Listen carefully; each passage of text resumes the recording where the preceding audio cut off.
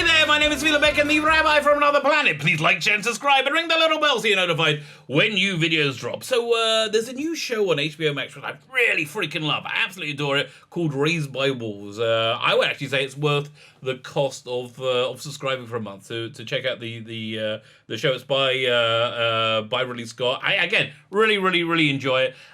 They've put out a promotional 9-page comic book.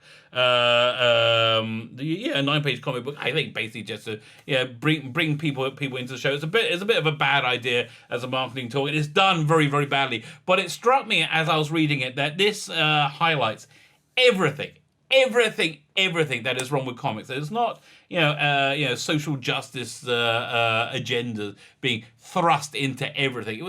It's the lack of quality. It's a lack of quality, and we can really see where that lack of quality comes from.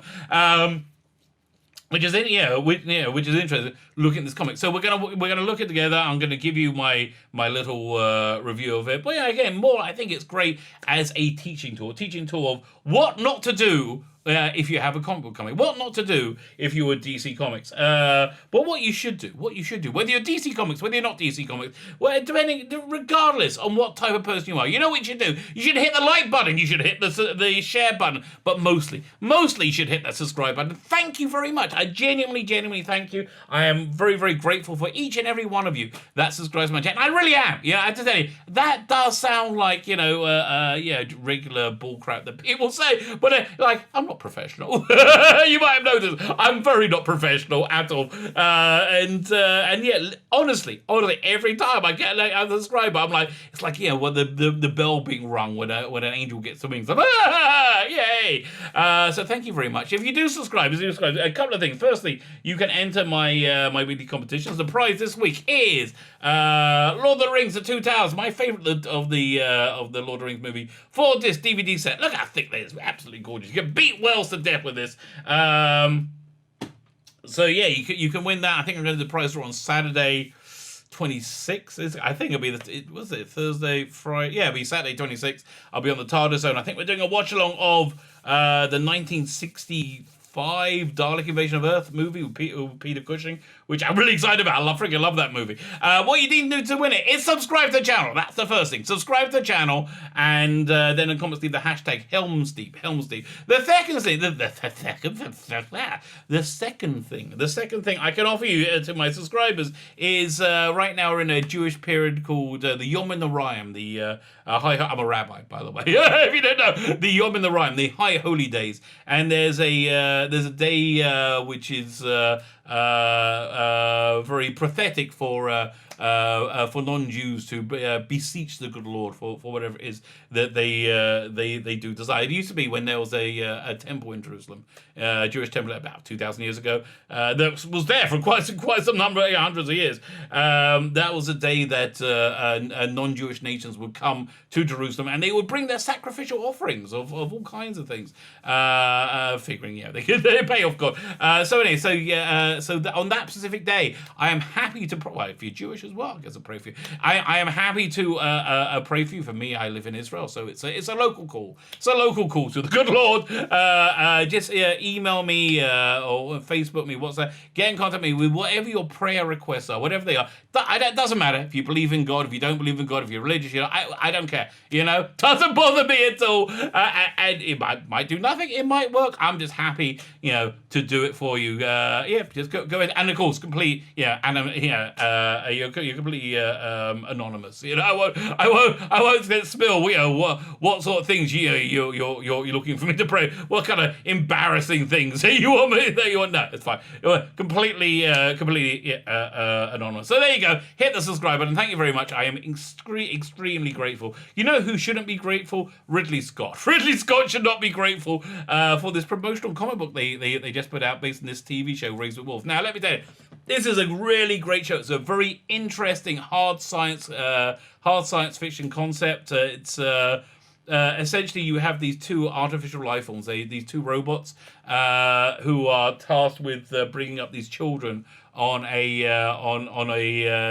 alien world, on a deserted alien world, and it becomes pretty clear that these are like people escaping from Earth because Earth has been ravaged by war, and so you get into this real interesting thing of firstly artificial life. I love it when they do things on artificial life, and they really sell it. They really a lot of thought goes into it, and it works really well. And the world building they build up is really fantastic. I really recommend the show.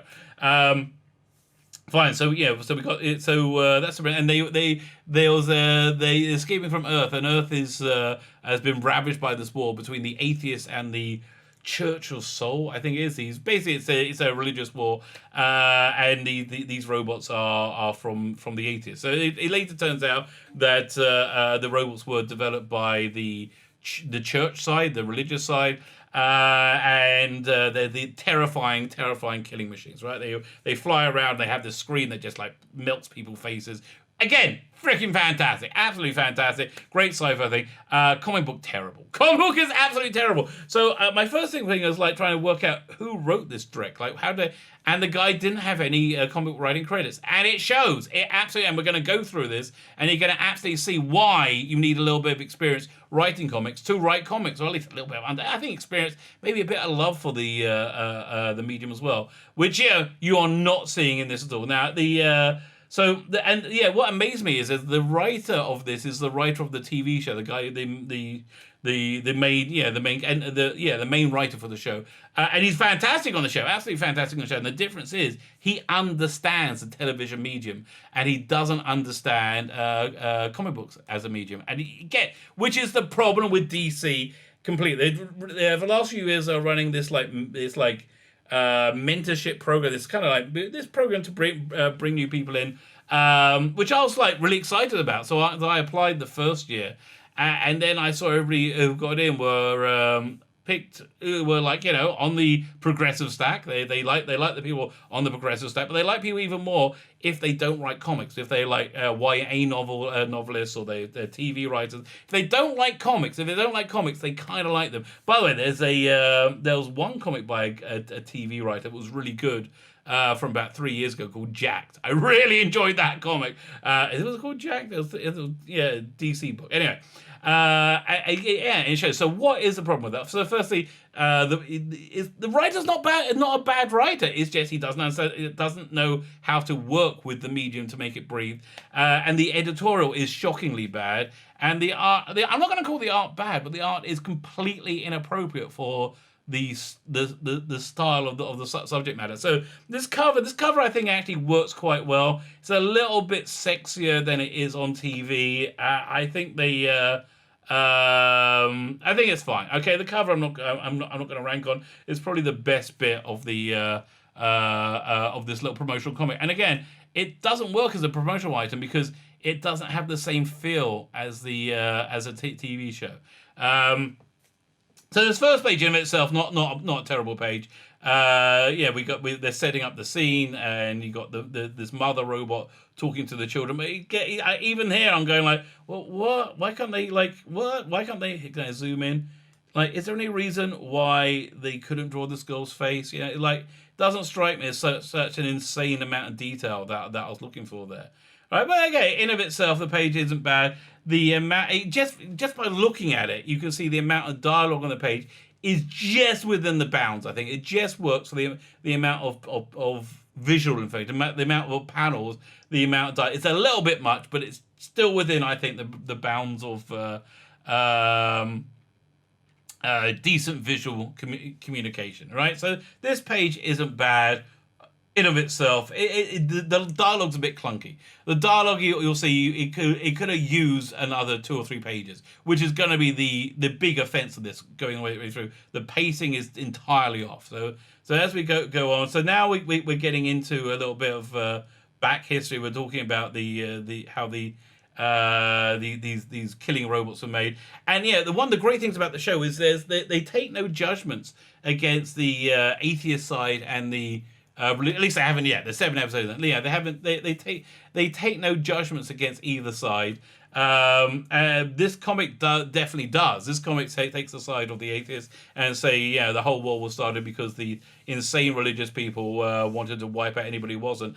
I'm guessing there's two sides of the story, right? I'm guessing there's, which again, in the TV show that we've seen, there are two sides of the story. In fact, the religious elements of the show, which are one of the interesting plot threads in it, seem to be bearing fruit, being backed up by objective stuff in the real world. So that ambiguity is great. This is, again, I think just somebody said, this show, Raised by Wolves, it's sci-fi, right? Sci-fi. Kids love sci-fi. Let's do a comic book.